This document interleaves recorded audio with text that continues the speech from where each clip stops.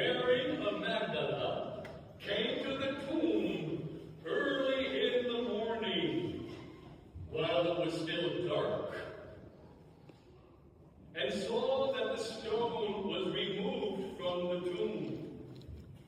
So she ran and went to Simon Peter and to the other disciple, to whom Jesus loved, and she told them, "They have taken the Lord from the tomb, and we don't know where they put him."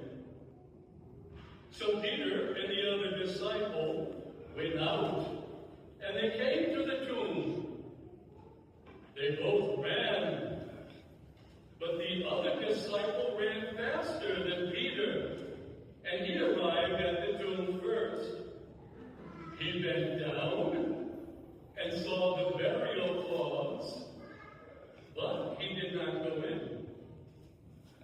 And when Simon Peter arrived after him, he went into the tomb.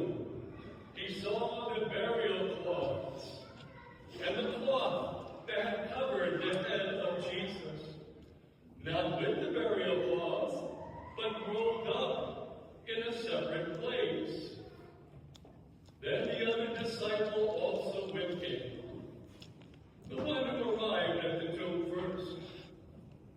He saw, and he believed,